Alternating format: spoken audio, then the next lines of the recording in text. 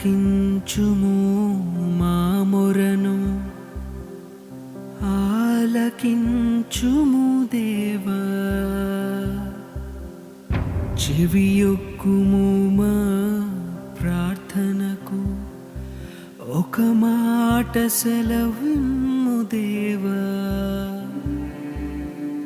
విడిపించుము ఈ మరణపు తెగులు ఉదయించగని జీవపు వెలుగు విడిపించుము ఈ మరణపు తెగులు ఉదయించగని జీవపు వెలుగు ఒకసారి చూడు నీ ప్రజల గోడు ఒక మాట చాలు తొలగును ప్రతి కీడు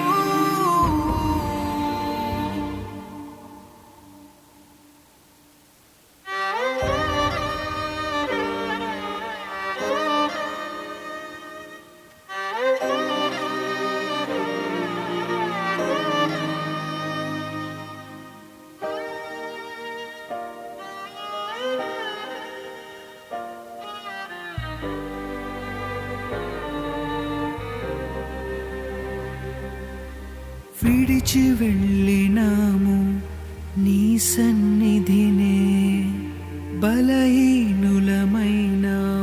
నీవు లేకనే బలపరచే నీ ఆత్మ కోసం నీ సన్నిధిలో నిలిచినాము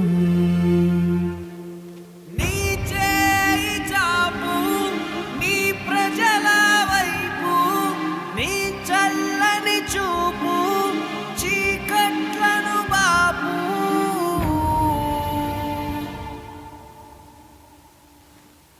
కరుణించు కృప చూపు మా పైన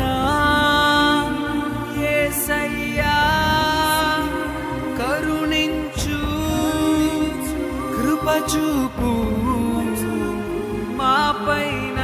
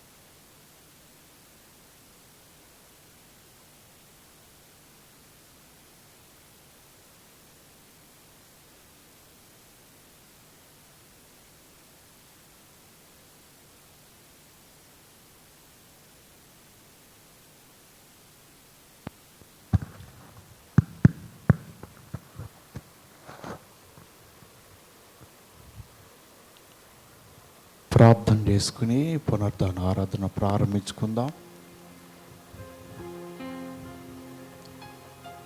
ఈ ఉదయకాల సమయంలో జరగబోతున్న ఈ ఆరాధనలో దేవుడు తన గొప్ప సన్నిధి మనతో ఉంచి మనందరితో మాట్లాడి బలపరచున్నట్లు మనందరం రెండు హస్తాల పైకెత్తి దేవునికి స్తోత్రాలు చెల్లిద్దాం. హల్లెలూయా హల్లెలూయా హల్లెలూయా హల్లెలూయా హల్లెలూయా హల్లెలూయా హల్లెలూయా.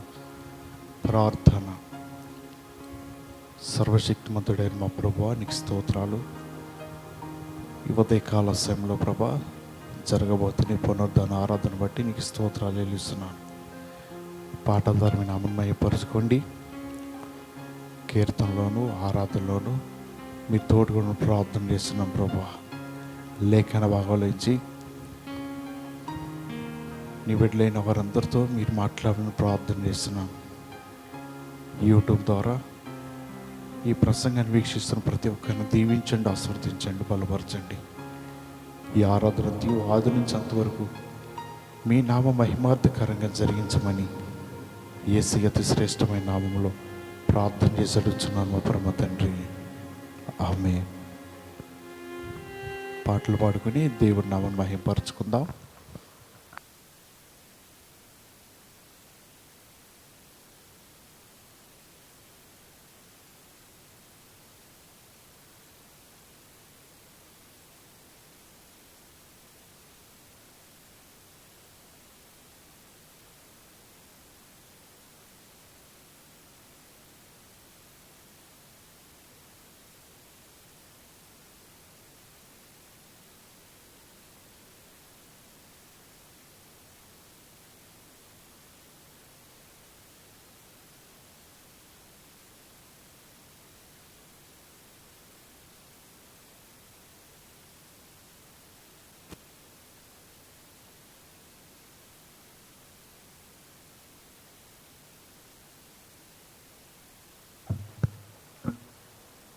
ఉజ్జీవి కీర్తన పాటల పుస్తకం నుంచి 79వ పాట పాడుకుందాం. అనుక్షణము నిన్నే కొలుతును పునరుద్ధానుడా అని పాట పాడుకుంటూ దేవుని మహిమపరుచుకుందాం.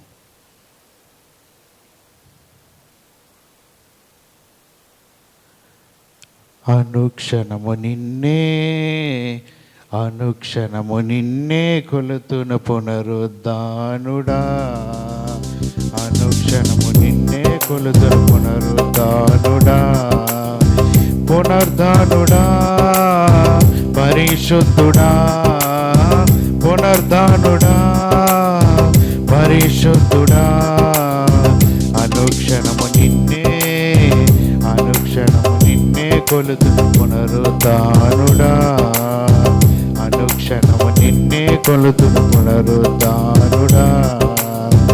అధికారులైనా దేవదూతలైనా, అధికారులైనా దేవదూతలైనా, వస్త్రహీనతైనా ఉపద్రవమైనా, వస్త్రహీనతైనా ఉపద్రవమైనా, కరువైనా ఖడ్గమైనా, కరువైనా ఖడ్గమైనా, అనుక్షణము నిన్నే, అనుక్షణము నిన్నే కొలుతును పునరుద్ధానుడా, అనుక్షణము నిన్నే కొలుతును పునరుద్ధానుడా.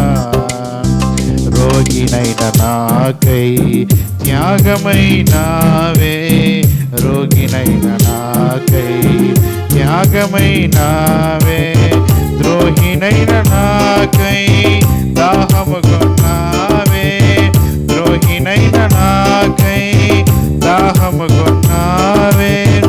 ఊహకందదయ్యా నీ ధర్మము, ఊహకందదయ్యా నీ ధర్మము. అనుక్షణము నిన్నే, అనుక్షణము నిన్నే కొలుతును పునరుద్ధానుడా, అనుక్షణము నిన్నే కొలుతును పునరుద్ధానుడా.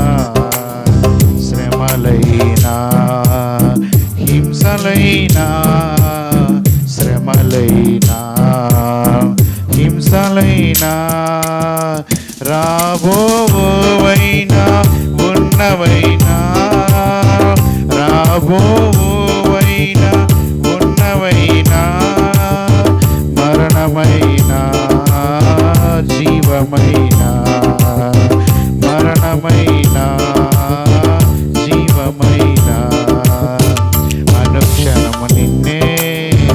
అనుక్షణము నిన్నే కొలుతు పునరుద్ధానుడా అనుక్షణము నిన్నే కొలుతు పునరుద్ధానుడా పునరుద్ధానుడా పరిశుద్ధుడా పునరుద్ధానుడా పరిశుద్ధుడా అనుక్షణము నిన్నే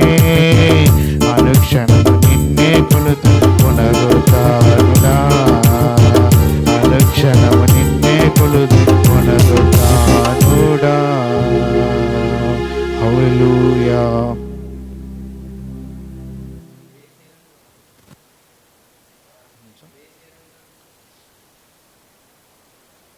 మూడో గ్రీన్.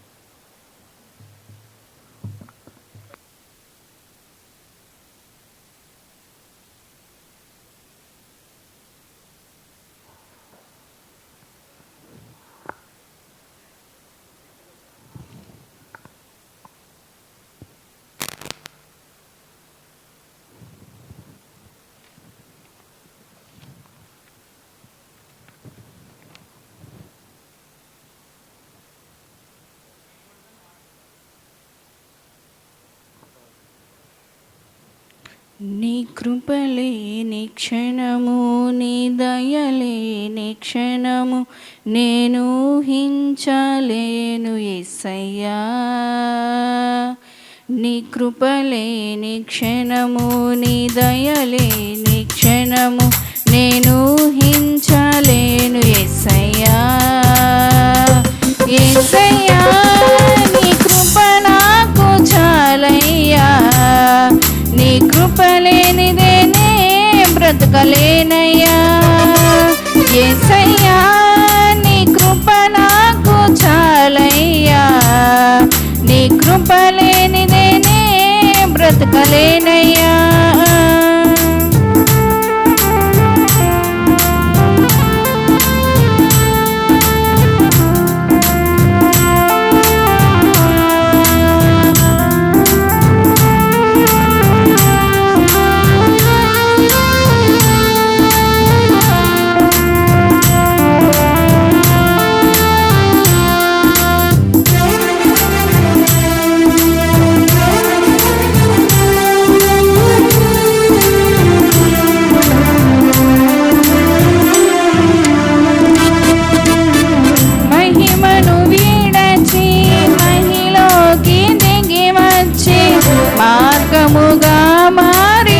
మనిషిగా మార్చావు మదినే నీవు మాధుర్యముగా మార్చి మాదిరి చూపి మరు రూపమిచ్చావు.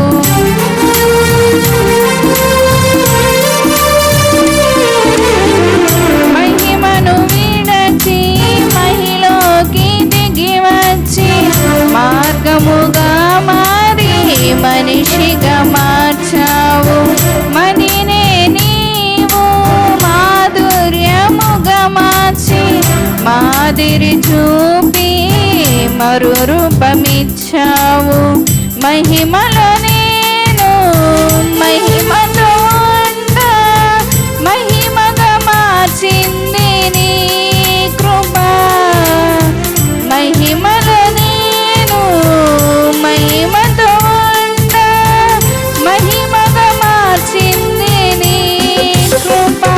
యేసయ్యా నీ కృప నాకు చాలయ్యా. నీ కృప లేనిదేనే బ్రతకలేనయ్యా.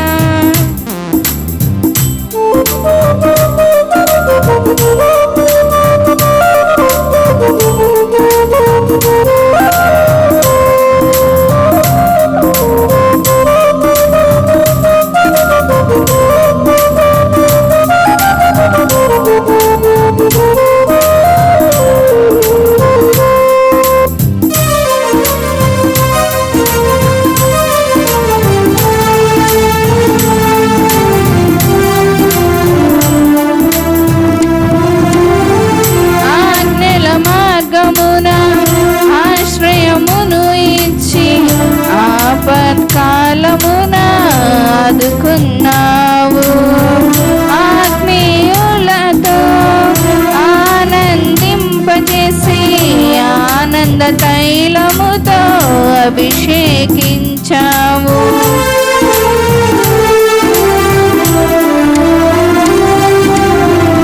ఆజ్ఞల మార్గమున ఆశ్రయమును ఇచ్చి ఆపత్కాలమున ఆదుకున్నావు.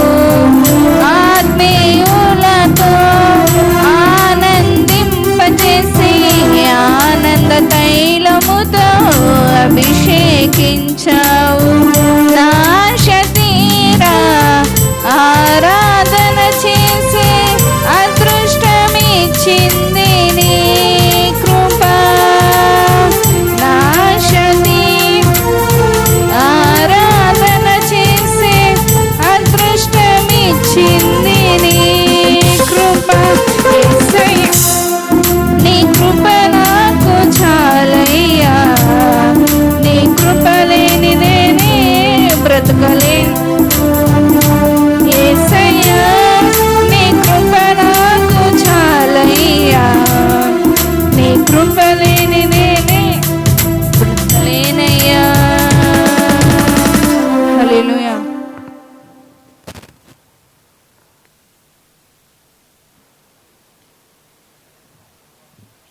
మంచి దేవుని బిడ్డలారా, ఇంతవరకు పాటల ద్వారా దేవుడు మహిమపరచబడినందుకు మనందరం దేవునికి స్తోత్రాలు చెల్లిద్దాం. హల్లెలూయా, హల్లెలూయా, హల్లెలూయా. ప్రార్థన చేసుకుందాం. మన మధ్యలో ఉన్న చిన్నమ్మ గారు ప్రార్థన చేస్తారు.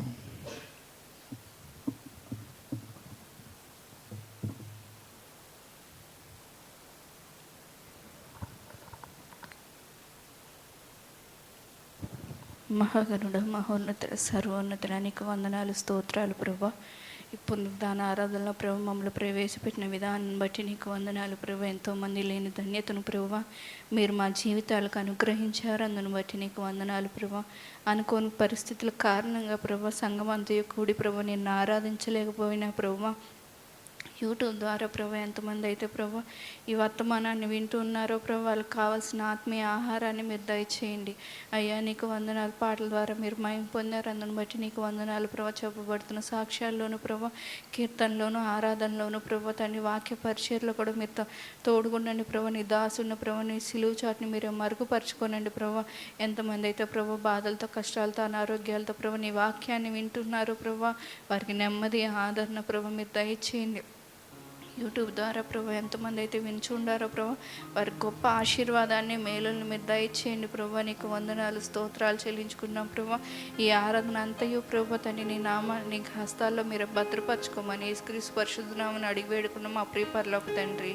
ఆమేన్. హల్లెలూయా. ఎవరెవరైతే ఈ ప్రదేశంలో నిలిచి ఉన్నారో అక్కడే ఉండి మీ దగ్గర ఉన్న పరిశుద్ధ గ్రంథాన్ని తెరిచి కీర్తనల గ్రంథం 20వ కీర్తన మొదటి వచనం నుంచి ఆఖరి వరకు చదువుకుందాం. ప్రతి ఒక్కరు బైబిల్ గ్రంథాలు తెరిచినట్లయితే కీర్తనల గ్రంథం 20వ కీర్తన మొదటి వచనం నుంచి ఆఖరి వచనం వరకు చదువుకుందాం. ఆపత్కాలమందు యెహోవా నీకు ఉత్తరమిచ్చును గాక.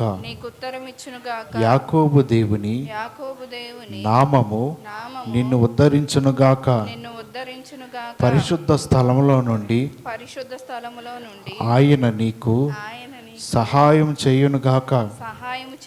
సియోనులో నుండి నిన్ను ఆదుకొనును గాక. ఆయన నీ నైవేద్యములన్నిటినీ జ్ఞాపకము చేసుకొనును గాక. నీ దహన బలులను అంగీకరించును గాక. నీ కోరికను సిద్ధింపజేసి నీ ఆలోచన యావత్తును సఫలపరచును గాక. యెహోవా నీ రక్షణ బట్టి మేము జయోత్సాహము చేయుచున్నాము. మా దేవుని నామమును బట్టి మా ధ్వజము ఎత్తుచున్నాము. నీ ప్రార్థనలన్నీ యెహోవా సఫలపరచును గాక. యెహోవా తన అభిషేక్తుని రక్షించునని నాకిప్పుడు తెలియును రక్షణార్థమైన తన దక్షిణ హస్తబలము చూపును తన పరిశుద్ధ ఆకాశములో నుండి అతన్ని ఉత్తరమిచ్చును. కొందరు రథములను బట్టి కొందరు గుర్రములను బట్టి అతిశయపడుదురు. మనమైతే మన దేవుడైన యెహోవా నామమును బట్టి అతిశయపడదుము. వారు కృంగి నేల మీద పడి ఉన్నారు. మనము లేచి చక్కగా నిలుచుచున్నాము. యెహోవా రక్షించుము. మేము మొరపెట్టినప్పుడు రాజు మాకు ఉత్తరమిచ్చునుగాక. మీ యొక్క బైబిల్ గ్రంథాన్ని కింద పెట్టి మనందరం కలిసి కొద్దిసేపు దేవునిని ఆరాధన చేసుకుందాం. ఈ ఉదయకాల సమయంలో మంచి సమయాన్ని దేవుడు మనకు అనుగ్రహించాడు కాబట్టి ప్రతి ఒక్కరూ కూడా నాతో పాటు కలిసి దేవుణ్ణి ఆరాధన చేస్తూ ఆయనను మహిమపరుచుకుందాం.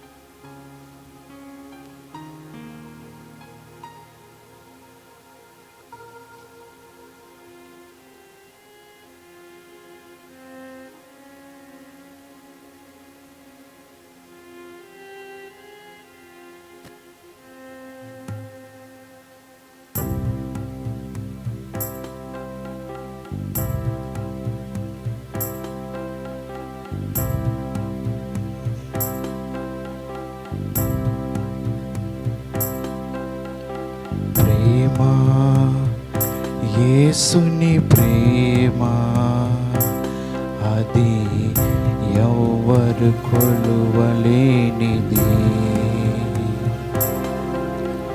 నిజమో దీనిని నమ్మో, ఇది భూమి అందించలేనిది.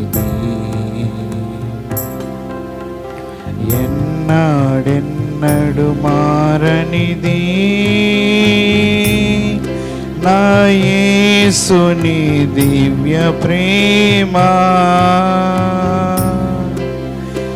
ఎన్నడు వీడనిది నా యేసుని నిత్య ప్రేమ. ఎన్నడు వీడనిది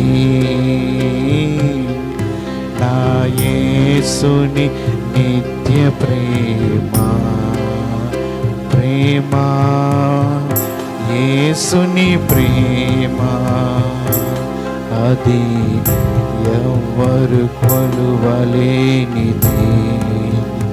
నిజమో దీనిని నమ్మో, ఇది భూమి అందించలేనిది. ధరలోని ప్రేమలన్నీయో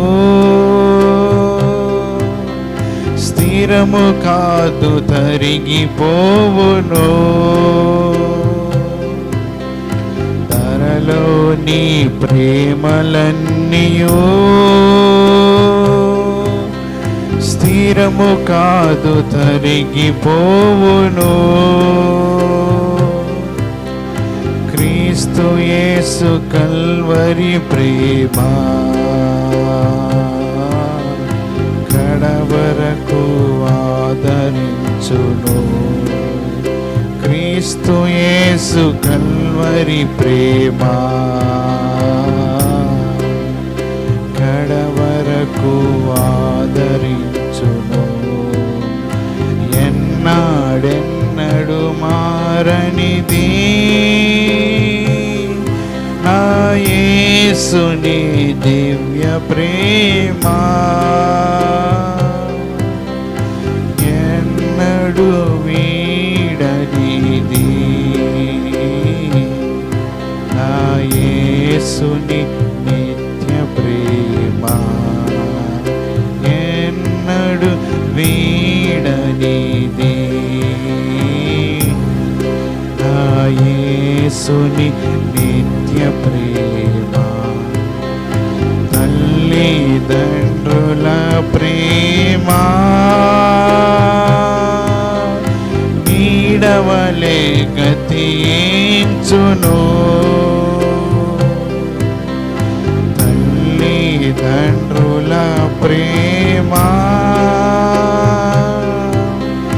నీడవలే గతించును కన్నా బిడ్డల ప్రేమ కలలలా కరిగిపోవును కన్నా బిడ్డల ప్రేమ కలలలా కరిగిపోవును ఎన్నాడెన్నడు మారనిది నా యేసుని దివ్య ప్రేమ ఎన్నడు వీడనిది నా యేసుని నిత్య ప్రేమ ప్రేమ యేసుని ప్రేమ అది ఎవ్వరు కొలువలేనిది నిజము దీనిని నమ్ము ఇది భూమి అందించలేనిది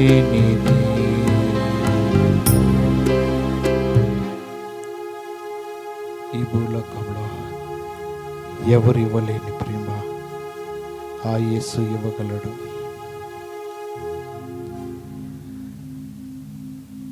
ఈ భూలోకంలో ఉన్న ప్రేమలన్నిటికంటే కూడా స్థిరమైనది విలువైనది ఆయన ప్రేమ. ఆ ప్రేమే మనల్ని కడవరకు అంతవరకు ఆదరించగలదు, ధైర్యపరచగలదు. ఎందుకంటే ఈ భూలోకంలో ఉన్న ప్రేమలు శాశ్వతము కావు. నీడ వలె గతించే ప్రేమలు ఈ భూలోకంలో ఉన్నాయి. కానీ మన దేవుని అడగలు ప్రభువా, స్థిరమైన ప్రేమ, శాశ్వతమైన ప్రేమ కావాలి ప్రభువా. ఎందుకంటే అది ఎన్నడూ కూడా మారదు, ఎన్నడూ కూడా విడవదు, నిత్య ప్రేమ. అలాంటి ప్రేమ ఈ భూమిలో కూడా అందించలేనిది, దొరకనిది. ఆ ప్రేమ కోసం మనందరం ప్రయాసపడుతూ దేవుడి సన్నిధిలో గడుపుదాం. పరిశుద్ధాత్మ దేవుడు మనతో ఉండినట్లుగా, మన మధ్య సంచారం జరిగించినట్లు మనందరం కూడా ఆత్మపూర్వకంగా పాటలు పాడుతూ ఆరాధన చేస్తూ మీ యొక్క గృహాల్లో దేవుడిని మహిమపరచండి.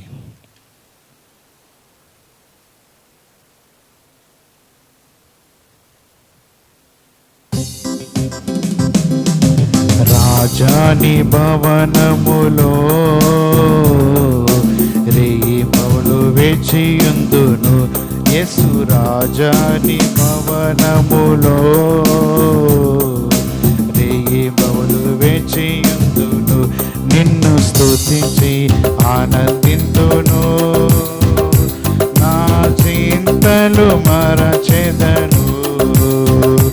నిన్ను స్తుతించి ఆనందింతును, నా చింతలు మరచెదను. ఆరాధనా ఆరాధనా అబ్బా తండ్రి నీకేనయ్యా. ఆరాధనా ఆరాధనా అబ్బా తండ్రి నీకేనయ్యా. రాజాని భవనములో రేయింబవలు వేచియుందును. యేసు రాజాని భవనములో రేయింబవలు వేచియుందును. నా బలమా నా కోట ఆరాధనా నీకే. నా బలమా నా కోట ఆరాధనా నీకే. నా దుర్గమా ఆశ్రయమా ఆరాధనా నీకే.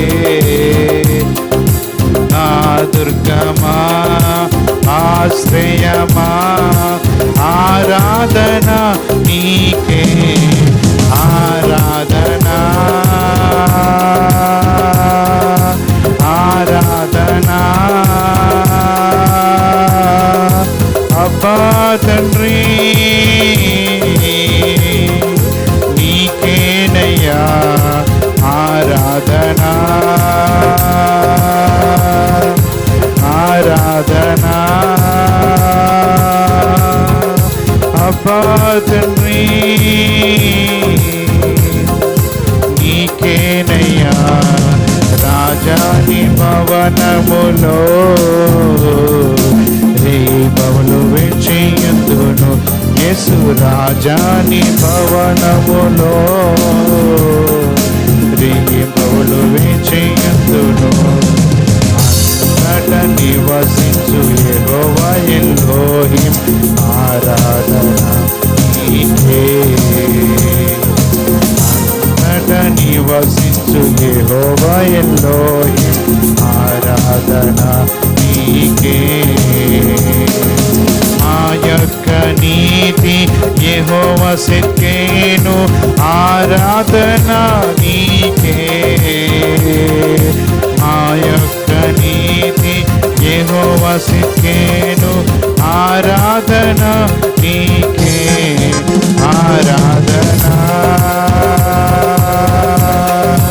ఆరాధనా అబ్బా తండ్రి నీకేనయ్యా. ఆరాధనా ఆరాధనా అబ్బా తండ్రి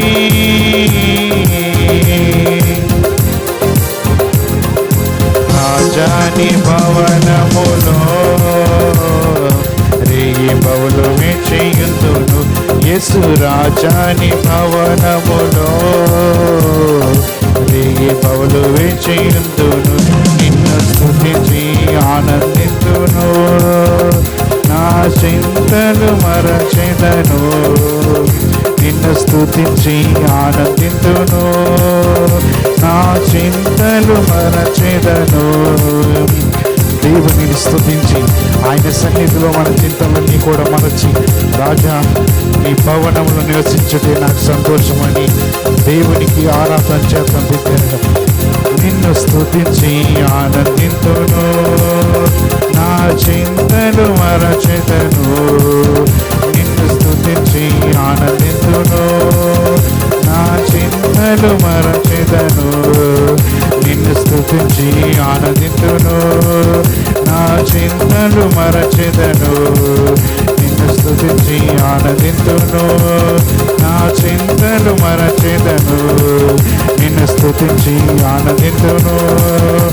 నా చింతలు మరచెదను. ఆరాధనా ఆరాధనా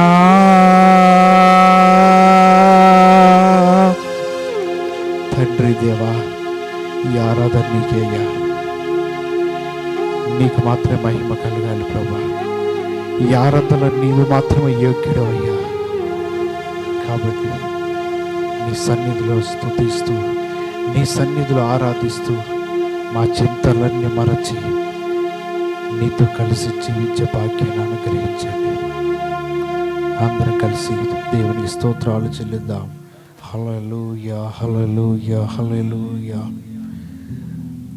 తండ్రి దేవా స్తోత్రముల్, సృష్టికర్త స్తోత్రముల్. తండ్రి దేవా స్తోత్రముల్, సృష్టికర్త స్తోత్రముల్. హల్లెలూయా, హల్లెలూయా,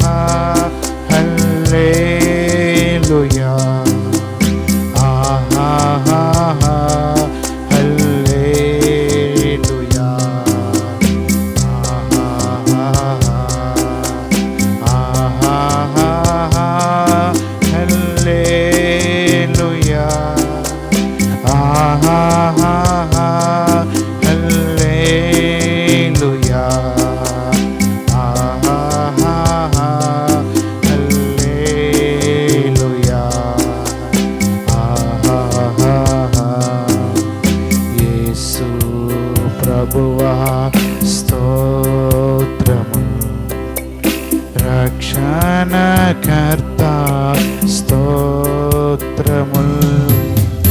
యేసు ప్రభువా స్తోత్రముల్, రక్షణకర్త స్తోత్రముల్. హల్లెలూయా, హల్లెలూయా, హల్లెలూయా,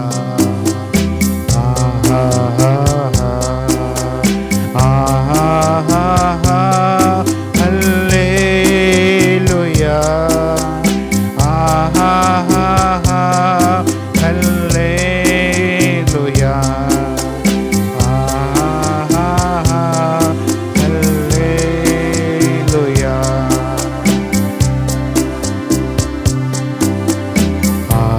ఆదరణకర్త స్తోత్రముల్, పరిశుద్ధాత్మ స్తోత్రముల్. ఆదరణకర్త స్తోత్రముల్, పరిశుద్ధాత్మ స్తోత్రముల్. హల్లెలూయా, హల్లెలూయా, హల్లెలూయా, హల్లెలూయా,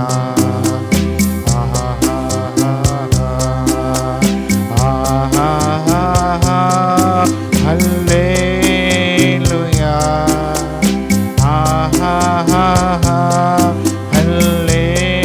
హల్లెలూయా.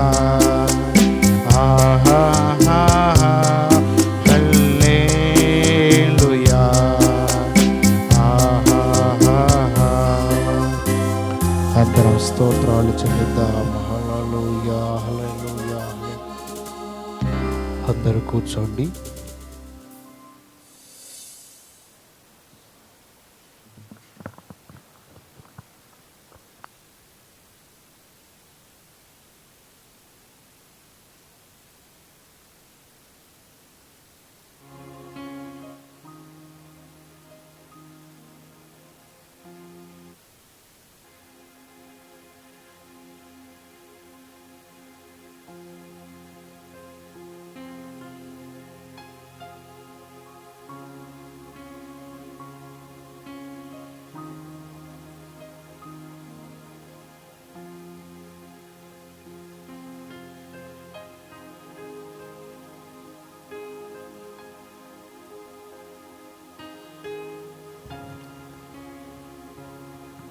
దేవుని పరిశుద్ధ నామమునకు మహిమ కలుగును గాక. యూట్యూబ్ ద్వారా ఈ వాక్యాన్ని వీక్షిస్తున్న ప్రతి ఒక్కరికి మన ప్రభు అయిన యేసుక్రీస్తు వారి నామంలో మీ అందరికీ వందనాలు.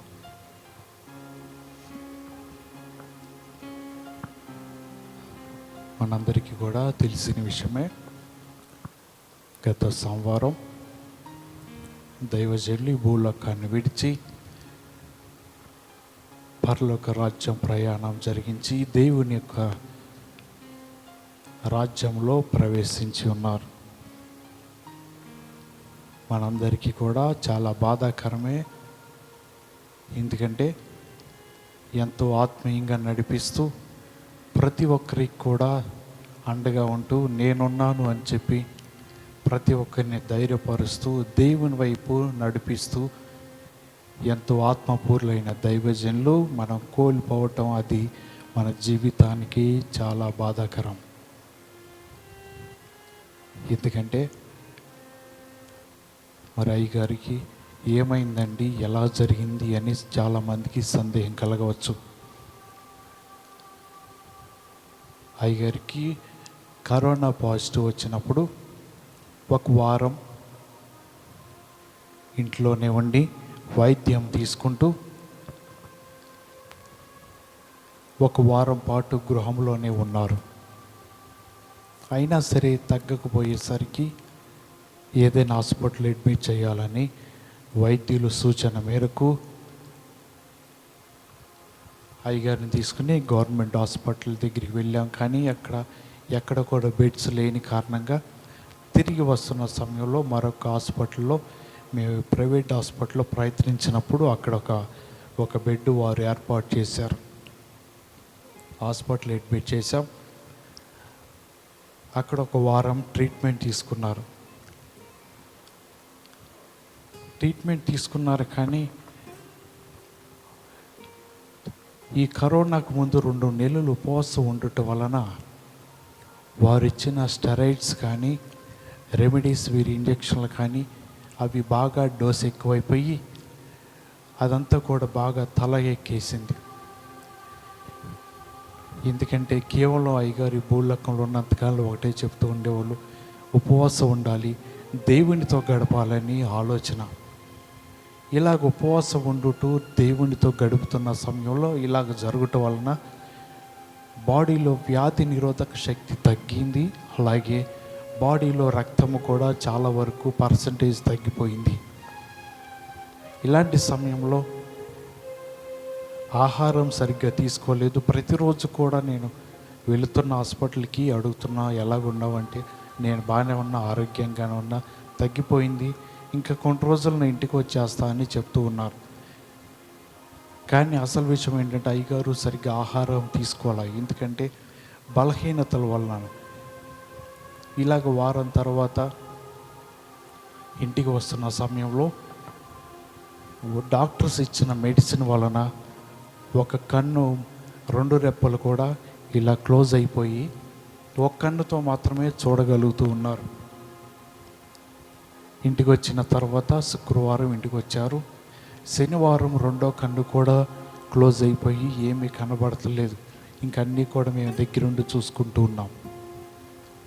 అలాంటి సమయంలో ఆదివారం మధ్యాహ్నం మరి ఆ మెడిసిన్స్ అన్నీ కూడా తలకి ఎక్కువటం వలన బాగా బ్రెయిన్ స్ట్రోక్ వచ్చేసింది. ఇంకేంటేంటో మాట్లాడుతూ ఉన్నారు, ఏదో చెప్పాలనుకుంటున్నారు, కానీ భాష అనేది రావట్లేదు. ఎందుకంటే బ్రెయిన్ అంతా కూడా బాగా దెబ్బతిని ఉంది కాబట్టి ఏ పదాలు కూడా గుర్తు రావట్లా. నన్నైతే పిలుస్తూ ఉన్నారు, దాని అంటున్నారు. వెళ్ళినప్పుడు ఏదైనా చెప్పాలనుకుంటున్నావా చెప్పు అంటే ఒకటే అంటున్నారు, ఏదైనా సరే మొహమాటం లేకుండా మాట్లాడు, నిర్మోహమాటం లేకుండా మాట్లాడు. ఇదే పదాన్ని అరగంట సేపు మాట్లాడుతున్నారు. నేను అడిగాను, మరి మొహమాటం లేకుండా మాట్లాడమన్నావు కదా, ఏం మాట్లాడాలి చెప్పు నాన్న, నేనేం మాట్లాడాలి నాకు అర్థం కావట్లేదు చెప్పు అంటే చెప్దాం అనుకుంటున్నారు, నోరు తెరుస్తున్నారు, కానీ పదాలు గుర్తుకు రావట్లా. చాలాసేపు కూర్చున్నా ఒకటే అంటున్నారు, మొహమాటం లేకుండానే మాట్లాడు అంటున్నారు. నేను అప్పుడన్నా దేవుడు ఏమైనా నీతో మాట్లాడా, దేవుడు ఏమైనా నిన్ను దర్శించాడా అని అడుగుతూ ఉన్నా. అలాంటి సమయంలో నాతో ఏం మాట్లాడలేదు అని తలకి ఊపుతున్నారు, ఏమీ మాట్లాడలేకపోతూ ఉన్నారు. చూడడానికి 2 కళ్ళు కూడా మూసుకుపోయినాయి, ఏమి కూడా చూడలేని స్థితిలో అలాగే మంచం మీద పడుకొని ఉన్నారు. ఏమి చెయ్యాలో తెలియట్లా. ఒక ప్రక్కన దుఃఖము, ఇంకో ప్రక్కనేమో ఏదో చెప్పాలనుకుంటూ ఉన్నారు. ఏం చెయ్యాలని అలాగ చూస్తున్న సమయంలో ఆ రాత్రంతా కూడా మా నాన్న దగ్గరే కూర్చొని చూస్తూ ఉన్నా. ప్రతి గంట కూడా ఆక్సిజన్ చెక్ చేస్తూ చూస్తూ ఉన్నా. అలాంటి సమయంలో ఉదయకాల సమయంలో లేచారు, బాత్రూమ్కి వెళ్తా అంటే తీసుకువెళ్ళాను. మళ్ళీ పడుకునే సమయంలో మొదటిసారిగా దైవజనులు కన్నీరు కార్చారు. ఎందుకు నాన్న ఏడుస్తున్నావంటే, ఏం లేదు అని తలకి ఊపారు. ఏమైంది, ప్రాబ్లం ఏంటి, నీకేం పర్లా, మేము సేవ చేసుకుంటాం, నీకు పరిచర్య చేస్తాము, నువ్వేం బాధపడద్దు, అయ్యో నేను పిల్లలతో చేయించుకుంటానని అని అనుకోవద్దు, ఏం పర్లేదు ధైర్యంగా ఉండు అని చెప్పాం. అదే లాస్ట్ సారిగా బాధపడటం, కన్నీరు కార్చటం. అలాగ పడుకోబెట్టాను. పడుకోబెట్టిన వెంటనే అన్కాన్షియస్లోకి వెళ్ళిపోయారు. అంటే మన స్పృహలో లేరు. అలాంటి సమయంలో నోటి నుంచి కొరక వస్తూ ఉన్నది. ఏం చేయాలో తెలియట్లా, అర్థం కాని పరిస్థితి. ఎందుకంటే చిన్నప్పటి నుంచి కూడా మమ్మల్ని పెంచిన విధానం అట్టిది. ఏ శ్రమ తెలియకుండా, ఏ బాధ తెలియకోకుండా అన్నిటినీ కూడా ఇంటికి తీసుకొచ్చి ఆ విధంగా చూశారు. కారణం ఏంటంటే, నేను పడినట్టు బాధ నా పిల్లలు పడకూడదు, నేను పడిన ఇబ్బందులు నా భార్య పడకూడదు అనే ఒక ఉద్దేశంతో ఎప్పుడు కూడా కష్టము, నేను బాధతో ఉన్నాను అని ఎప్పుడు కూడా అననీకి ముందే ఇలాగా దైవజనులు బాగా చూసుకునేవారు. అలాంటి సమయంలో ఏం చెయ్యాలో తెలియని పరిస్థితి. మళ్ళీ ఏ హాస్పిటల్ నుంచి అయితే డిశ్చార్జ్ అయ్యామో అక్కడికి తీసుకువెళ్తే వాళ్ళు అన్నారు, కరోనా అయితే తగ్గింది కానివ్వండి, బ్రెయిన్ స్ట్రోక్ వచ్చినట్లుంది, మీరు ఏదైనా బ్రెయిన్ హాస్పిటల్కి తీసుకువెళ్ళండి అన్నప్పుడు వెంటనే మళ్ళీ అదే 108లో ఆంధ్ర హాస్పిటల్ తీసుకువెళ్ళాం. వాళ్ళు మొదటిగా కరోనా టెస్ట్ చేసి, కరోనా అయితే లేదు కానివ్వండి, లోపల మాత్రం కొన్ని చిన్నపాటి ఇన్ఫెక్షన్ ఉంది, బయటికి అయితే కరోనా కనబడతలేదు, నెగిటివే ఉన్నది, అయినా సరే చూద్దామని లోపలికి వాళ్ళు సిటీ స్కాను, ఎక్స్రే తీసినప్పుడు బ్రెయిన్లో స్ట్రోక్ వచ్చిందండి. బీపీ కూడా 190 ఉన్నది, షుగర్ కూడా ఉన్నదని వారు అప్పుడు చెప్పారు. ఎందుకంటే షుగర్ అనేది మా వంశంలో కానీ ఎవరికి కూడా లేదు అన్న ధైర్యంతో అయ్యగారు షుగర్ టెస్ట్ ఎప్పుడూ చేయించుకోవాలి. కానీ షుగర్ 350 వరకు ఉన్నదని ల్యాబ్ రిపోర్ట్లో తేలింది. అలాంటి సమయంలో ఆంధ్ర హాస్పిటల్లో వాళ్ళు ఈ 2 కూడా తీసి, లోపల ఊపిరితిత్తులు కూడా డ్యామేజ్ అయినాయండి, మేము చూడము, ఏదైనా కరోనా హాస్పిటల్కి తీసుకువెళ్ళండి అని వారు సెలవు ఇచ్చారు. మరలా అక్కడి నుంచి ఏ హాస్పిటల్ తీసుకెళ్ళాలో అర్థం కావాలా, ఎవరికి ఫోన్ చేసినా బెడ్స్ అయితే ఇవ్వండి, ఏదో మామూలుగా వార్డులో అయితే ఇవ్వగలం అంటున్నారు, కానీ వార్డులో పడుకోబెట్టే పరిస్థితి కాదు, చివరి క్షణాల్లో ఉన్నారు, ఏం చేయాలో అర్థం కావట్లా. అలాగే తర్వాత గుంటూరు గవర్నమెంట్ హాస్పిటల్కి తీసుకువెళ్ళాం. వాళ్ళు అన్నారు, పేషెంట్ని తీసుకురండి అన్నప్పుడు మేమే పేషెంట్ని స్ట్రక్చర్ మీద పడుకోబెట్టి 4వ ఫ్లోర్ వరకు ఆ స్ట్రక్చర్ని తోసుకువెళ్ళి అక్కడ పెట్టాం. కానీ లోపల బెడ్స్ ఇంకా ఖాళీలు ఇవ్వండి, ఒక 20 నిమిషాలు పడుతుంది అన్నారు.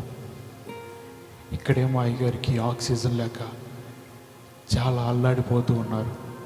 డాక్టర్ దగ్గరికి వెళ్ళారు, సార్ ఆక్సిజన్ లేక అల్లాడిపోతున్నారు సార్, ఏమన్నా ఆక్సిజన్ పెట్టండి సార్ అంటే, బాబు ఇక్కడ ఉన్న వాళ్ళకే సరిగ్గా లేదా ఈ ఆక్సిజను, ఆయనకేం పెడతామని వారు సెలవిచ్చారు.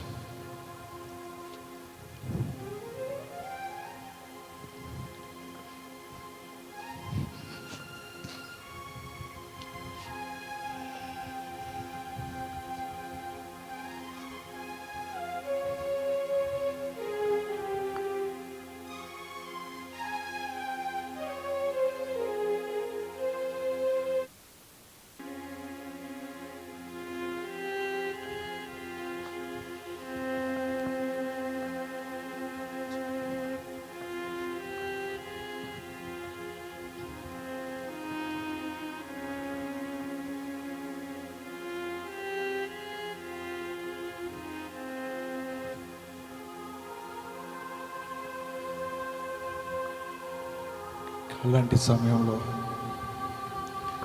పెద్ద పెద్ద గురకలు వస్తున్నాయి. ఆక్సిజన్ లెవెల్స్ 85 ఆ స్థితికి వచ్చేసింది. ఇంకేం చేయలేక అక్కడ కుర్చీ ఉంటే దాంట్లో కూర్చుండిపోయా. ప్రభువా, ఇలాంటి పరిస్థితుల్లో నేనేం చేయాలయ్యా?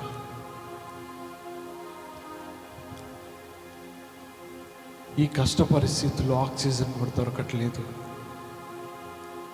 అలాంటప్పుడు ఎక్కడో ఒక రూమ్లో ఆక్సిజన్ దొరికింది, ఆక్సిజన్ పెట్టాం. ఆ తర్వాత డాక్టర్ దగ్గరికి వెళ్ళినప్పుడు వాళ్ళు చూసి, ఏమండి, చాలా కష్ట స్థితిలో ఉన్నారండి, మీరు 2 గంటల కంటే ఎక్కువగా బ్రతకరు, మీరు తీసుకువెళ్ళిపోవటం మంచిది. ఏమన్నా జరగరాని జరిగితే కనీసం మీకు బాడీ కూడా ఇవ్వరండి, ఈ కష్ట పరిస్థితిలో మీరు తీసుకెళ్ళిపోండి అంటున్నారు. అయ్యో, ప్రాణంతో ఇంటికి ఎలా తీసుకువెళ్ళను? ఆ స్థితి చూసినప్పుడు కొట్టుమిట్టులాడుతున్న స్థితిలో నేను ఎలాగే గృహంలో పెట్టుకోగలను అర్థం కావట్లా. కొంతమంది వైద్యులైన దైవ సేవకులు ఫోన్ చేసి, అయ్యా మీ నాన్నగారిని తీసుకువెళ్ళండి ఇంకా అన్నప్పుడు వెంటనే అక్కడ సంతకాలు పెట్టి మళ్ళా తీసుకొని బయలుదేరాం. ఒక దైవజనులు ఫోన్ చేసి, అయ్యా మీ నాన్నగారు ఇప్పటివరకు చాలా కష్టపడి సేవ చేశారు, ఇక దేవునికి అప్పగించు, దేవుని రాజ్యంలోకి వెళ్ళే సమయం ఆసన్నమైనదని చెప్పారు. ఇంటికి తీసుకొచ్చి అలా పరుండబెట్టి ఆక్సిజన్ అయితే పెట్టేసి ఉంచాం. మాకేం చేయాలో తెలియనా అలాంటి పరిస్థితిలో 3 వరకు కూడా ఆక్సిజన్ తీసుకోలేక ఊపిరి అందక ఎంతో ప్రయాసపడ్డారు, ఎంతో కష్టపడ్డారు. చివరి క్షణం వరకు కూడా ప్రాణంతో కొట్టుమిట్టాడుతూనే ఉన్నారు. 3 సమయంలో ఈ భూలోకంలో దైవజనులు తన ప్రాణాన్ని విడిచిపెట్టారు.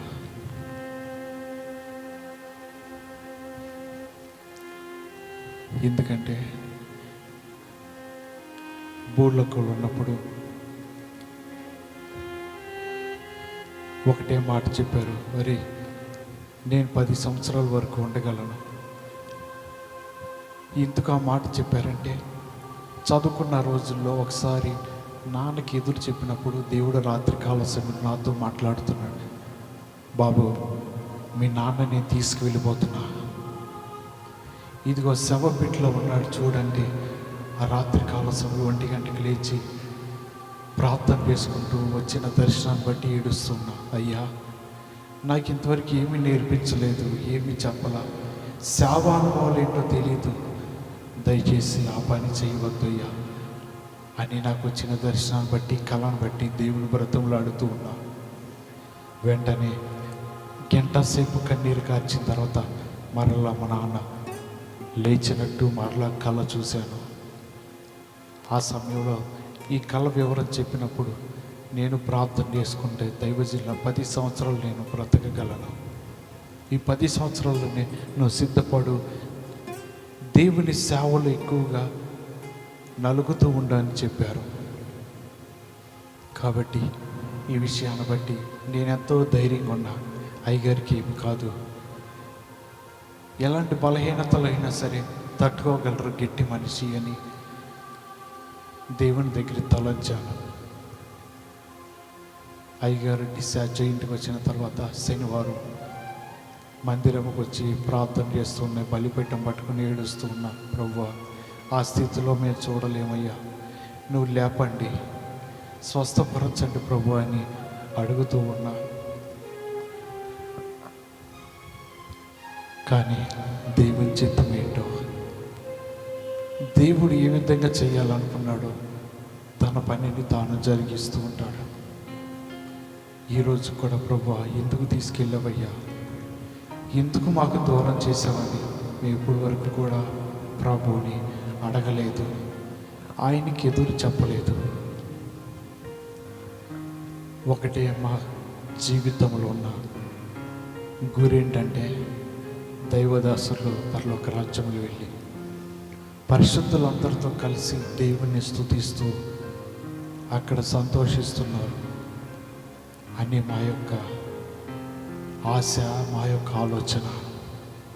కాబట్టి విశ్వాసులైన మీ అందరూ కూడా కృంగిపోక, బాధపడక, నిరసించిపోక ధైర్యం తెచ్చుకొని దేవుని సన్నిధిలో బలంగా సాగినట్లయితే మనము కూడా ఒకరోజు దైవదాసుని చూసే భాగ్యాన్ని దేవుడు మనకి ఇస్తాడు.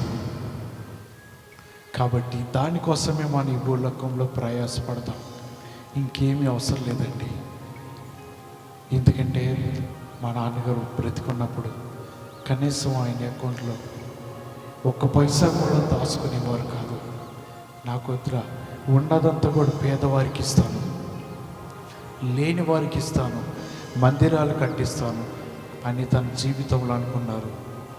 చివరికి హాస్పిటల్కి వెళ్ళేటప్పుడు కూడా డబ్బులు లేని పరిస్థితిలో దేవుడిని అడిగినప్పుడు, దేవుడిని మొరపెట్టినప్పుడు ఇలాగా దేవుడు మాకు సహాయం చేసి కొంత ధనాన్ని అనుగ్రహించాడు.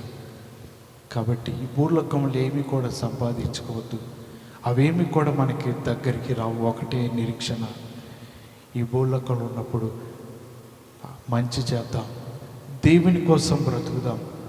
ఆ సమయం, ఆ కాలం వచ్చినప్పుడు పరలోక రాజ్యంకి వెళ్తే అందరితో కూడా కలిసి ఆనందించే భాగ్యాన్ని దేవుడు మనకు అనుగ్రహిస్తాడన్న ఒక విశ్వాసంతో, నమ్మకంతో మన జీవితాన్ని దేవునిలో కొనసాగిద్దాం. కొద్ది సమయం దేవుని వాక్యాన్ని మనం చూడబోతున్నాం. బైబిల్ లేఖనంలోకి వెళదాం.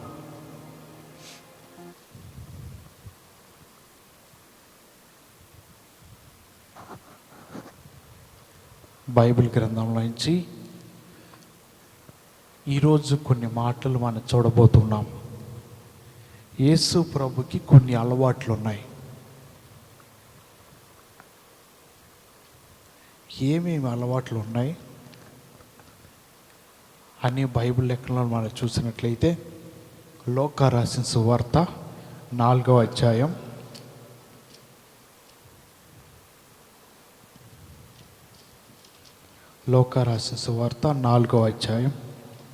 16వ వచనాన్ని చదువుకుందాం. తరువాత ఆయన తాను పెరిగి నజరేతునకు వచ్చెను. తన వాడుక చొప్పున విశ్రాంతి దినమందు సమాజ మందిరంలోనికి వెళ్ళి చదువుటకై నిలుచుండగా. చాలండి, చిన్న ప్రార్థన చేసుకుందాం. మహాగణుడ, మా ప్రభువానికి స్తోత్రాలు. ఈ రాత్రి కాల సమయం, ఈ ఉదయకాల సమయంలో ప్రభా నిలబడి నన్ను జ్ఞాపకం చేసుకోండి. యూట్యూబ్ ద్వారా లైవ్ వీక్షిస్తున్న ప్రతి ఒక్కరితో మీరు మాట్లాడండి, బలపరచండి. నిలబడి నన్ను జ్ఞాపకం చేసుకొని మీ నోటికి నన్ను బోరగా వాడుకుని ప్రజలందరితో మాట్లాడమని యేసయ్య పరిశుద్ధ నామములో ప్రార్థన చేసి అడుగుతున్నాను మా పరమ తండ్రి, ఆమేన్. హల్లెలూయా. మనం చదివిన మాటను చూసినట్లయితే యేసు ప్రభు వారికి కొన్ని అలవాట్లు ఉన్నాయి. ఏమేమి అలవాట్లో చూద్దాం. లూకా రాసిన సువార్తలో చదివాం 4వ అధ్యాయం 16వ వచనంలో, తన వాడుక చొప్పున విశ్రాంతి దినమందు సమాజ మందిరంలోకి వెళ్ళి చదువుటకు నిలుచుండెను. ఏం చదవటానికి? దేవుని యొక్క మాటలు, గ్రంథంలో రాయబడిన మాటలు చదవటానికి యేసు ప్రభువారు తన వాడుక చొప్పున, అంటే తన దినచర్య, తనకు అలవాటు ప్రకారంగా వెళ్ళి దేవుని వాక్యాన్ని చదవటం ఆయనకు అలవాటుగా ఉన్నది. కాబట్టి ఇలాగ ఆయన మాటలు చదవటం వలన ఏం కలుగుతుంది అంటే ఆదరణ కలుగుతుంది. దేవుని మాటలు చదవటం వలన ఆయన ఆత్మ మన మీదకి వస్తుందని బైబిల్ గ్రంథంలో ఉన్నది. కాబట్టి ప్రతి ఒక్కరు కూడా చేయవలసిన పని ఏంటంటే దేవుని మాటలు ఎప్పుడు కూడా మనం చదువుతూ ఉండాలి. ఆ మాటే మనకి సరైన బాటగా చూపిస్తూ ఉంటుంది. ఎందుకంటే దేవుని మాట మన జీవితాలను సరి చేయగలదు.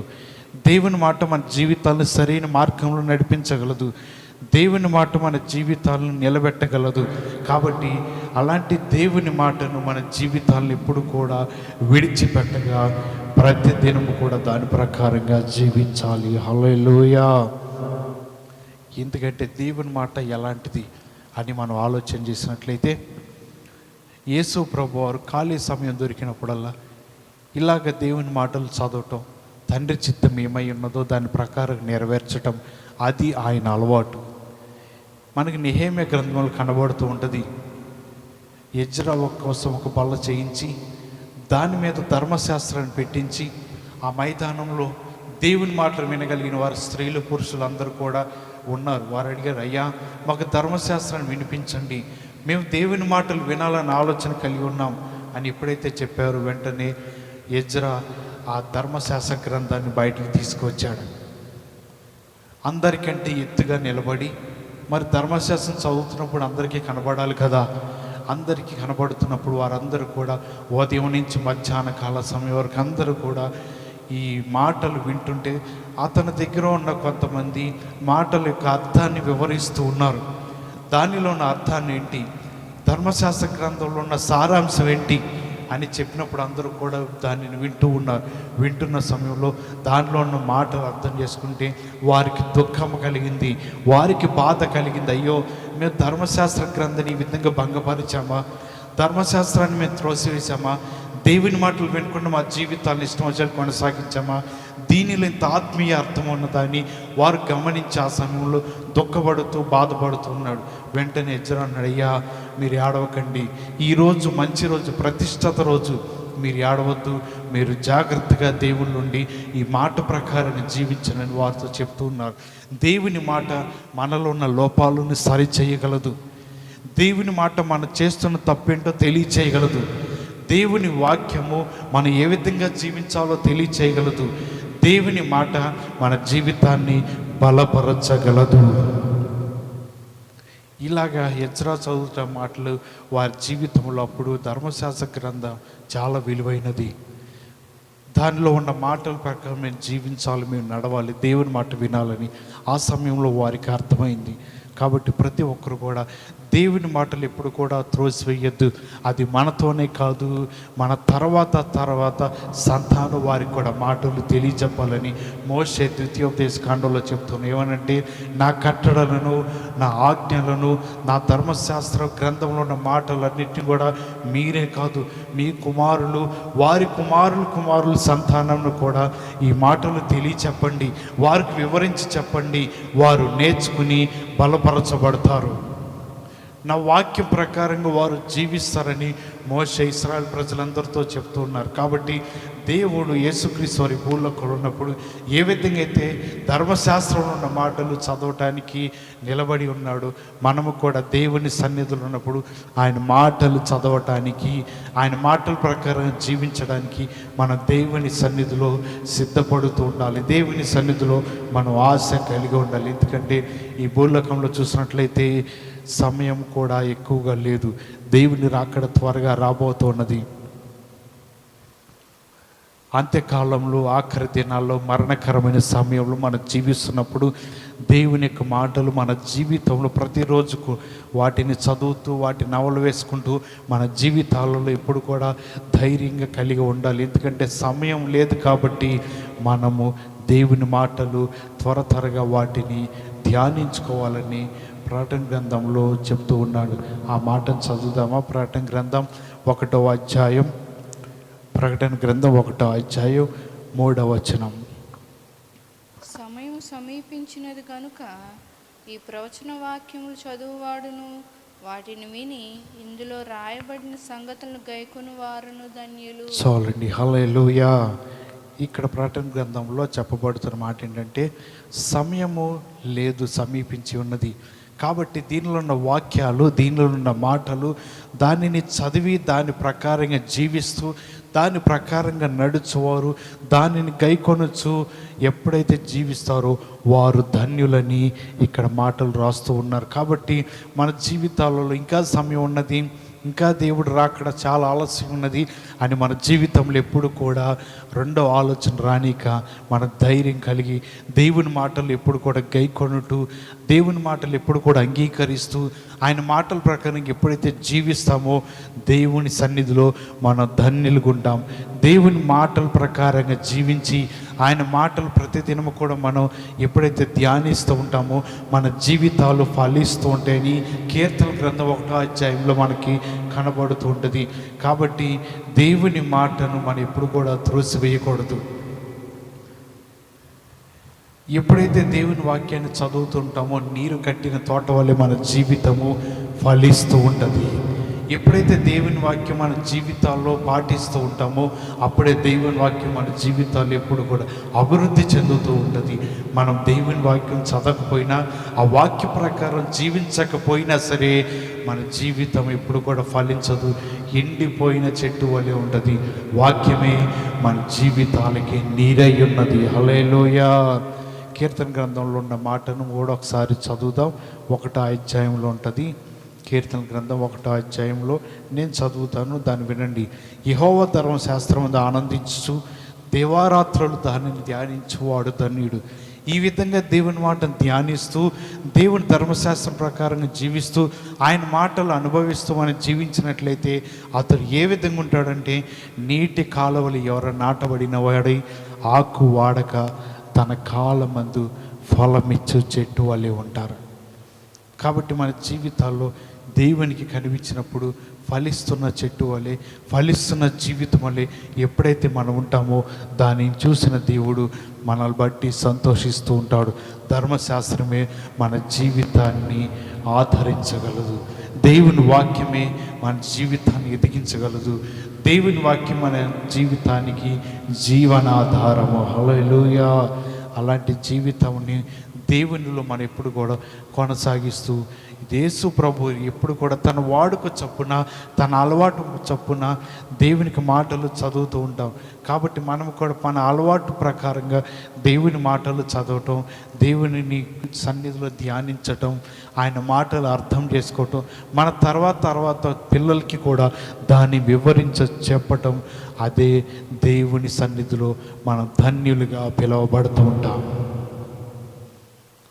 ఆ విధంగా మన జీవితాలు కొనసాగిద్దాం. 2వ మాట చెప్పి నేను ముగిస్తాను.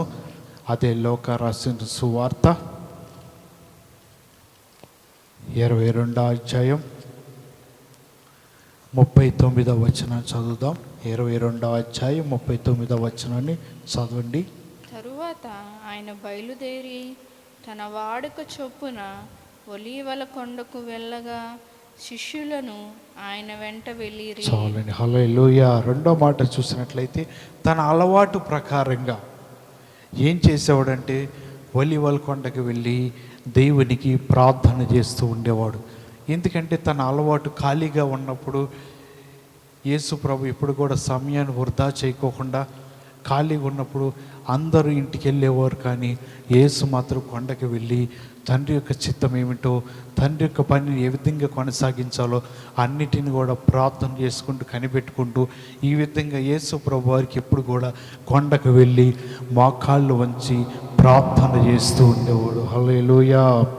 ఆ ప్రార్థన వలన యేసు ప్రభు వారి భూలోకంలో అనేక మందిని స్వస్థపరచగలిగాడు, అనేకమైన స్వస్థత కార్యాలు చేయగలిగాడు, అనేక మంది ముట్టగలిగాడు. కారణం ఏంటంటే యేసు ప్రభువారు ఎప్పుడు కూడా లోకంతో గడిపేవాడు కాదు, లోక ప్రజలతో గడిపేవాడు కాదు, ఎప్పుడు కూడా దేవునితో గడిపేవాడు, ప్రార్థనతో గడిపేవాడు, దేవుని వాక్యం చదువుతూ తన జీవితాన్ని కొనసాగించేవాడు.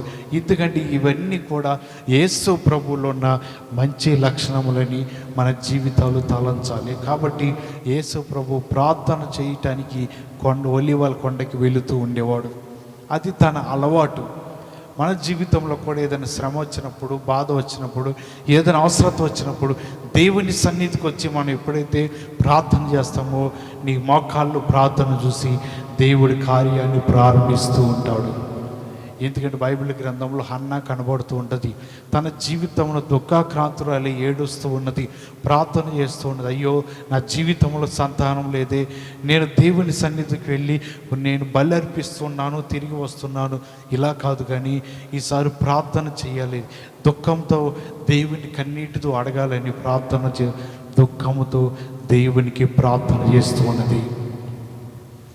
అలాంటి సమయంలో ఆ ప్రార్థన చూసిన దేవుడు వచ్చే సంవత్సరానికల్లా దేవుడు పండంటి బిడ్డను అనుగ్రహించాడు. హల్లెలూయా. ఎందుకంటే దేవుడి సన్నిధిలో కన్నీరు కార్చి ప్రార్థన చేసింది. ఆమె ఏటేటా దేవునికి బలి అర్పించవచ్చు, దేవుని సన్నిధిలో బలి హోమములు చేయవచ్చు. కానీ కన్నీటి ప్రార్థన ఎప్పుడైతే దేవుని సన్నిధిలో చేయగలిగిందో, ప్రార్థన చేయగలిగిందో, దేవుడు ఆ కన్నీటిని చూసి, ఆ ప్రార్థన చూసి వెంటనే ఆమె జీవితంలో గర్భాన్ని తెరిచాడు. కాబట్టి మనం కూడా దేవుని సన్నిధిలో ఉన్నప్పుడు ఇప్పుడు కూడా దేవునికి మొరపెట్టి ఆయన సన్నిధిలో ప్రార్థన చేస్తే దేవుడు మన ప్రార్థనలను ఆలకించగలడు. నీ కన్నీటిని దేవుడు తొడవగలడు. అట్టి విధమైన జీవితం కలిగి ఉండాలి.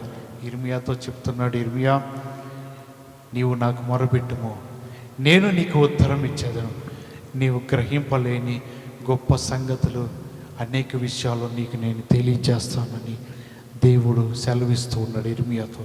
కాబట్టి మనకి శ్రమ వచ్చినప్పుడు దేవునికి మొరపెట్టాలి, దేవునికే ప్రార్థన చేయాలి. ఆయన మనకి జవాబిస్తాడు, మన మొరను ఆలకిస్తాడు. మనకి గ్రహింపలేని గొప్ప సంగతులను కూడా దేవుడు తెలియజేస్తాడు. అటు ప్రార్థన లక్షణము మన జీవితంలో ఈరోజు నుంచి మనం పొందుకోవాలి. ఎందుకంటే ఇప్పటివరకు ప్రార్థన చేసే అలవాటు లేకపోవచ్చు, కొద్ది సమయమే చేయవచ్చు. కానీ యేసు ప్రభు తన వాడుక చొప్పున ఒలీవల కొండకి వెళ్ళి ప్రార్థన చేయటం, ఆయనకు మొరపెట్టడం అలవాటు. మనము కూడా ఇలాంటి కష్ట సమయంలో అనేక మంది ప్రాణాలు కోల్పోతూ, అనేక మంది నశించిపోతున్న సమయంలో మనము కూడా మన వాడుక చొప్పున మనకు అలవాటు ప్రకారంగా ప్రార్థనతో మన జీవితాన్ని ప్రారంభిస్తూ ఉండాలి. ప్రార్థనతో మన జీవితాన్ని దేవుళ్ళ ముందుకు కొనసాగిస్తూ ఉండాలి. యేసులో మంచి లక్షణాలు ఉన్నాయి. ఒకటి, తాను ఎప్పుడు కూడా మందిరానికి వెళ్ళి దేవునికి మాటలు చదువుటానికి తన వాడుక చొప్పున తన అలవాటు ప్రకారం వెళుతూ ఉండేవాడు. రెండవది, తన వాడుక చొప్పున ఒలీవల కొండకు వెళ్ళి ప్రార్థన చేస్తూ దేవునికి మొరబెడుతూ ఉండేవాడు. ఈ రెండు మంచి లక్షణాలు యేసులో చూసాం. మనము కూడా ఈరోజు నుంచి కొన్ని మంచి లక్షణాలు కలిగి ఉండాలి. ఎందుకంటే ఇలాంటి కష్ట సమయంలో మన ప్రార్థన ద్వారానే ఈ తెగులును ఆపగలం. మన ప్రార్థన ద్వారానే ఈ భూలోకంలో అనేక మంది రక్షించుకోగలం. అలాంటి జీవితాన్ని మనం కలిగి ఉండి దేవునిలో కొనసాగుదాం. దేవుడి ఇట్టి మాటలు బట్టి మిమ్మల్ని బలపరిచి దీవించునుగాక. అందరూ తలలు వంచండి, ప్రార్థన చేసుకుందాం.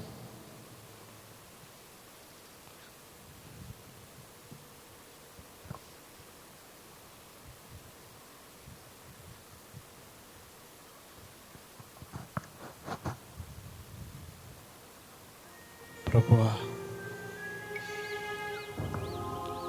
ఈ భూలోకంలో ఉన్నప్పుడు నీ వాడుక చొప్పున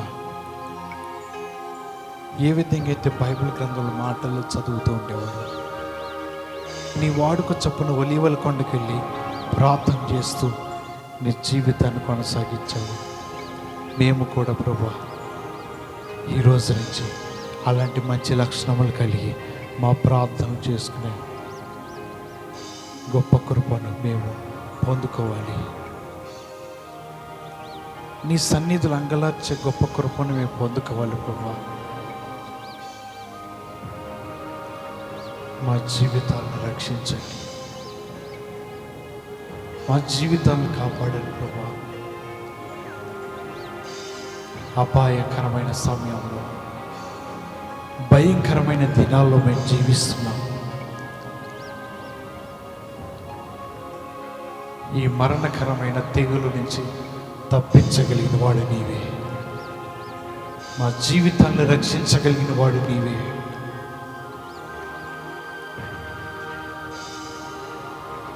ఈ తెగులును ఆపండి ప్రభువా, ఈ మరణాలను ఆపండి ప్రభువా. నీ హస్తము చాపి స్వస్థతను అనుగ్రహించండి.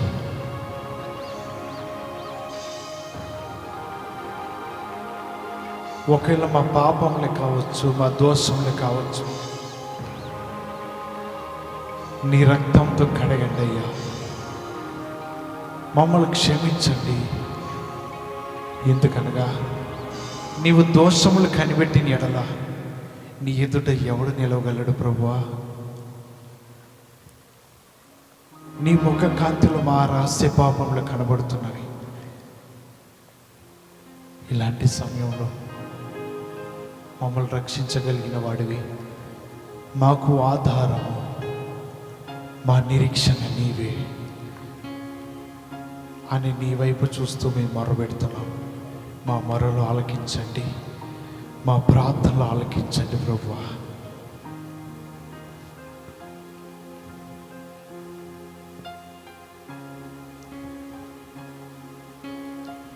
ప్రార్థన చేసుకుందాం. సర్వశక్తిమంతుడా మా ప్రభువానికి స్తోత్రాలు.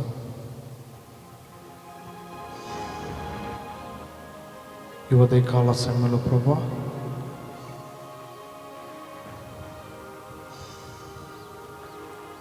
ఇంతవరకు ఈ పునరుద్ధాన ఆరాధనలో మీ గొప్ప సన్నిధి మాతో ఉంచినందుకు నీ స్తోత్రాలు చెల్లిస్తున్నాను.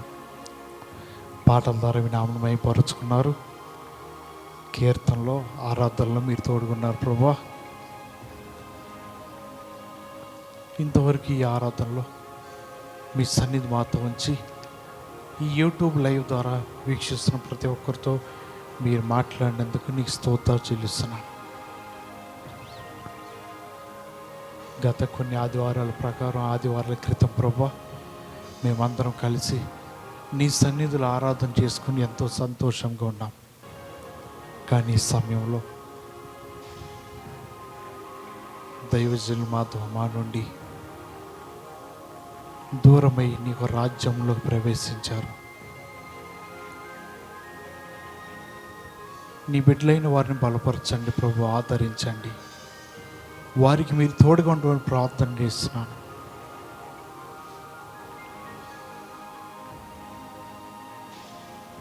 ఈ ఆరాధనతో ఆదరించేంతవరకు మీరు తోడుగుండి మీ ఆత్మ ద్వారా జరిగించినందుకు మీకు స్తోత్రాలు చెల్లిస్తూ యేసయ్య పరిశుద్ధ నామములో ప్రార్థన చేసి అడుగుతున్నాను మా పరమ తండ్రి, ఆమేన్.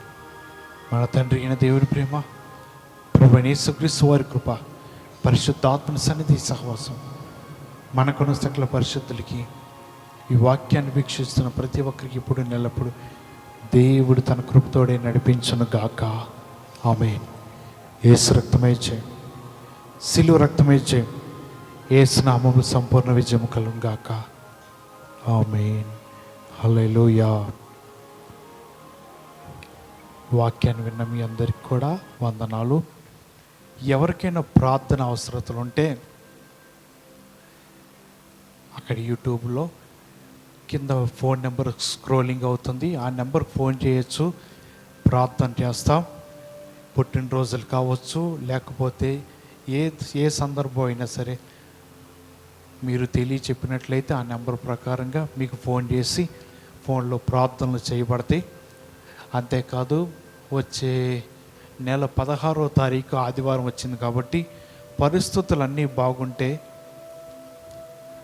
పోయిన సంవత్సరం లాగా ఒకరి తర్వాత ఒకరు ప్రార్థన చేయించుకోవడానికి రావచ్చు. ఆ విషయాన్ని నేను ఈ వారంలోనే ఏదో ఒక రోజు పరిస్థితిని బట్టి శనివారమో లేకపోతే శుక్రవారం మీకు తెలియజేస్తాను. పరిస్థితి బాగోపోతే కనుక మరలా ఇలాగే యూట్యూబ్లోనే వాక్యాలు ఉంటే ఎవరికి ప్రార్థనలు చేయబడవు. పరిస్థితి ఏదన్నా కొంచెం పర్లేదు అనుకుంటే కనుక ప్రార్థన చేయించుకోవడానికి రండి అని మీకు ముందుగానే తెలియచేస్తా. అప్పుడు మీరు రావచ్చు. అప్పటి వరకు ఏదైనా అవసరం ఉంటే ఫోన్ చేయొచ్చు, ఫోన్లో ప్రార్థన చేస్తాం.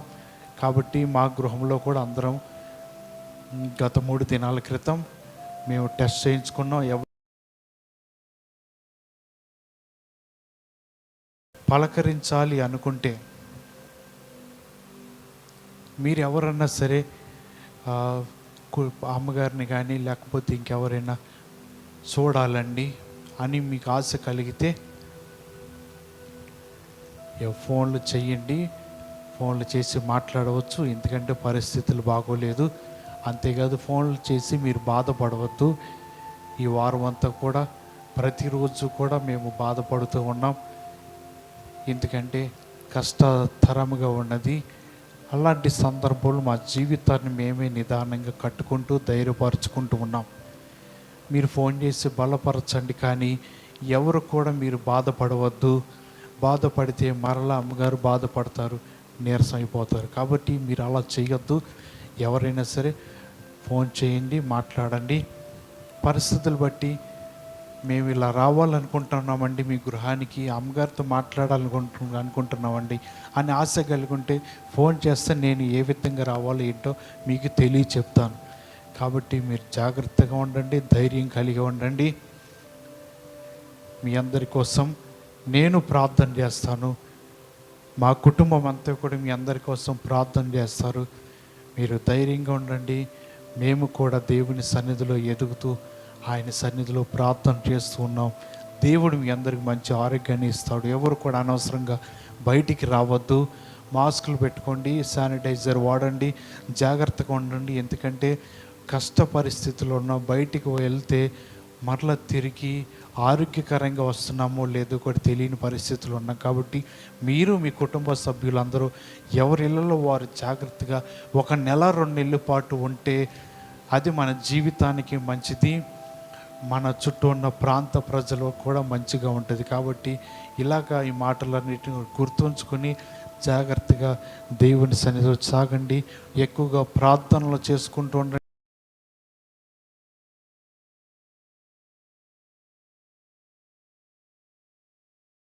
కూడా వందనాలు. సెలవు తీసుకోవచ్చు.